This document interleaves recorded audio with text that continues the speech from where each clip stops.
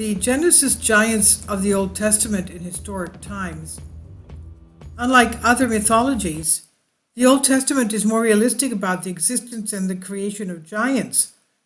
So, according to the Old Testament, when the human race began to multiply, then the people of God who came from the generation of Seth, who replaced Abel, saw the daughters of the corrupt people from the generation of Cain, that they were beautiful, and took them for their wives.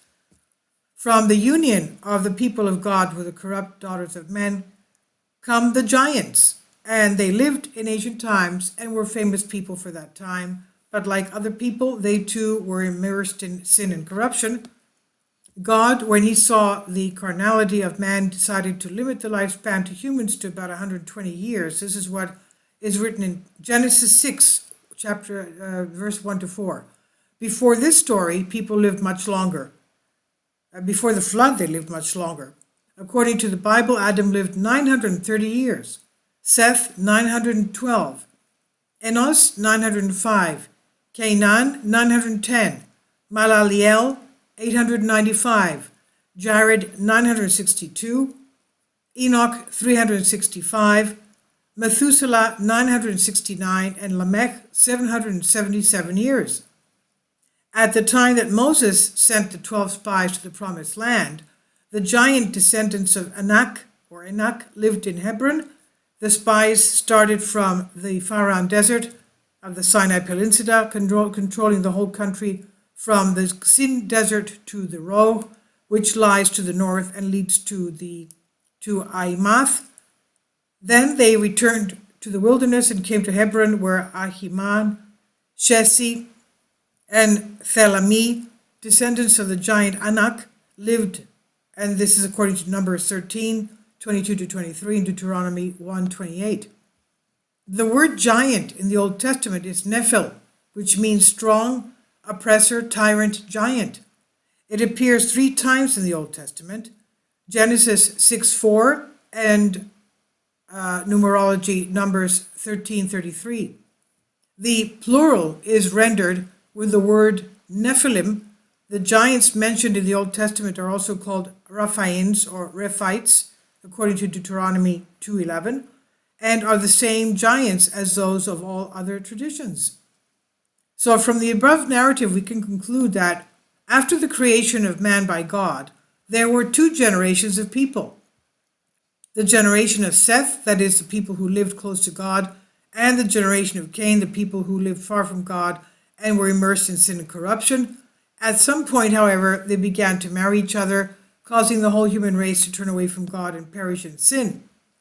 One of the results of this union was the birth of the giants, who, as seen in other parts of the Old Testament, prevailed on earth.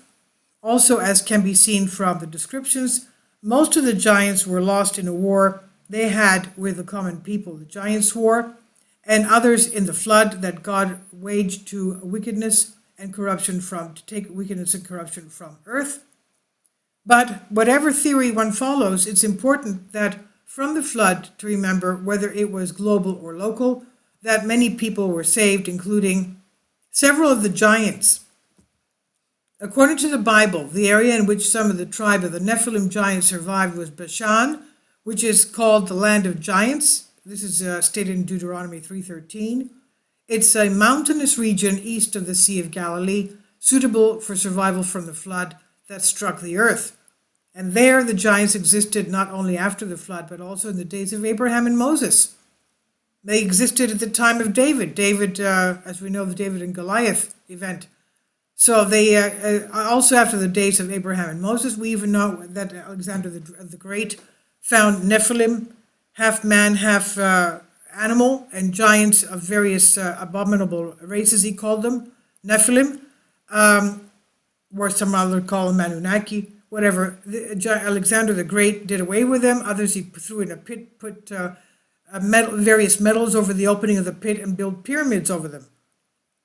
So in other words, he put them in enclosures. So these giants existed not only after the flood, but also in the days of Abraham and Moses, when Holodomor and his allies went to war with the army of Sodom and Gomorrah. They cut off the giants of Ashtaroth and Karnaim in Bashan, according to Genesis 14:5. In the Old Testament, the spies of the days of Moses found the Nephilim in Canaan, Numbers 13:33, where they even call them the giants Nephilim. In other verses, such as Deuteronomy 1:28, referring to the same event, they identify the Nephilim with the Anakim.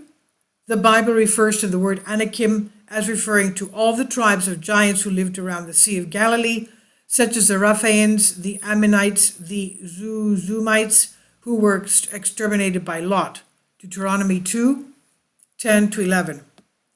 Now, the Anakites were strong and mighty. Numbers 13:22-23, Deuteronomy 9:1-2.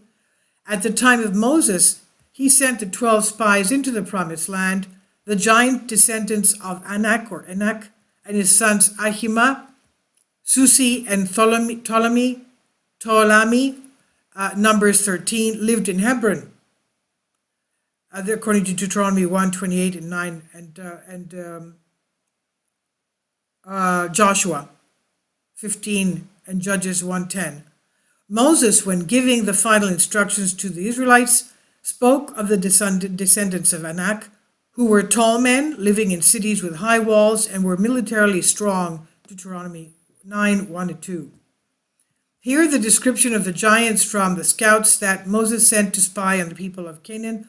They were seen as locusts, and they also saw us as such. Numbers 13:27-33, Deuteronomy 1:24-25. Og was the last king of the Amorites. He lived in Bashan. Og was the only remnant of the generation of the giants in Bashan, Deuteronomy 3:11, and Joshua 12:4. His bed was made of iron and was kept in the citadel of the Ammonites. The length of his bed was 9 cubits, that's 4.5 meters, that's what, 14 feet. And the width was 4 cubits, about 2.2 meters. This is according to Deuteronomy 3:11. Before entering Canaan, the Israelites reached the area of Bashan. The king of Bashan, Og, went out with his army to fight them. The Israelis struck Bashan and his army at Edrain. They killed Og and his sons as well as all the people and took the land. Numbers 21:33. When Joshua, the son of Nun, conquered the cities of Joshua, actually his name was Jesus, conquered the cities of southern Canaan, he also conquered Hebron. The city was besieged and occupied by Caleb. This is according to Joshua 14:6-14. Hebron at that time was inhabited by the giant Anakites. The city was then called Arvok, or Kiriath Avra. Kiriath means city in Aramaic. Kiriath Avra, or Kiriath Voshefer, city of Arba, was the largest man among the Anakites, according to Joshua 14:15. Caleb, on the orders of Joshua, captured Hebron, the capital of the Anakites, and exterminated the 3 sons of Anak. And Joshua, son of Nun, exterminated the giant Anakim who lived in Hebron, Davir, Anaboth, and throughout the mountains region of Judah and Israel. He destroyed them and destroyed their cities. There were no descendants of the giant Anak left in the country, only a few in Gaza, Geth, and Ashdod.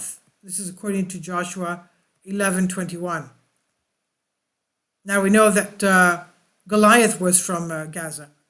Now, when Joshua captured the city of southern Canaan, he annihilated the giant Anakim who lived in Hebron, Dabir, Anaboth, and throughout the mountainous region of Judah and Israel, and destroyed them and destroyed their cities. There was no descendant of the giant Anak left in Canaan, only a few in Gaza, Geth, and Ashdod, according to Joshua 11:21. Hebron was besieged by Caleb, and at the command of Joshua, he captured Hebron, the capital of the Anakites, exterminating 3 sons. After the settlement of the Israelites in the promised land, these high-ranking tribes were exterminated. No longer were the Anakim left in Israel, only in Gaza, in Gethsemane, and in Nitrogen. They remained mixed with the Philistines. One of them was Goliath from Geth, His height was about 2.5 meters. That's about 8 feet, 9 feet tall. He wore a helmet on his head and a chain chest, chain link armor, made of copper and iron, which weighed about 50 kilos. That's about 110, 20 pounds. He had bronze leggings on his feet and a bronze shield on his shoulders. His spear was thick and large, instead of a loom, and his iron spear weighed about 6.5 kilograms, according to 1 Kings 17. During David's duel with Goliath, after the giant's ironic remarks to the small teenager David, who was beardless, he didn't have a beard yet, he reached into the bag, picked up the stone, and hurled it at the giant, and the stone pierced the helmet, with a slingshot, of course. The stone pierced the helmet and was thrown at the forehead of Goliath, who was mortally wounded and fell face down on the ground. Then David stood over the grieving, wounded Goliath, drew his sword, and did away with him. Now, after Saul's 7 descendants were killed by Gibeonites, David commanded Dan, the son of Joah, a descendant of the giants, to come down and pick up the hanging corpses which David buried in with Saul's bones, according to Kings 21:11-14. After several years, new battles were fought between Philistines and Israelites. David also took part in the first battle, but he got tired due to his old age. Among the Philistines was Jesse, one of the descendants of the giants. His spear weighed more than 300 shekels of copper, about 3.5 kilos. He was bound with a bat, and with this he rushed, determined to kill David, but Abishai hurried and helped David, and he struck Jesse, doing away with him. So after this battle, a new one took place in the area of Geth, in Gazer, between the Israelites and the Philistines. There, Sevoka from Astatoth killed the giant Sheph or Saphu, and in another battle at Gob, Eleanor, son of Ariorgim or Jair of Bethlehem, did away with Lashmi, brother of the giant Goliath of Gath, whose spearhead was like a loom. In another battle in the Geth area, there was a bald giant who had 6 fingers and toes, a total of 24, just like Goliath did and his brothers. He kept insulting the Israelites, but Jonathan, the son of Shema or Shimi, and the nephew of David, did away with him. All 4 of these warriors were the last descendants of the giants from the house of Rapha and Geth, and were killed by David and his soldiers, according to 2 Kings 21:18-22. Thus, in the time of David, the last giants were killed, at least in Israel. And this is according to a Greek article I've read for you. Of course, there were others. King David lived about 1000 BC, and Alexander the Great lived about 330 BC.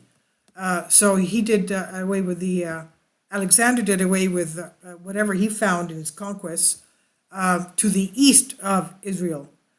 Please leave your comments, and thank you for your support. Kindly support my Patreon account. The daily posts are 5 videos daily, and they are totally different from what I have on my YouTube channel. Thank you so much for your support, and that you find all my content so interesting. You'll find the Patreon account details in the description box below.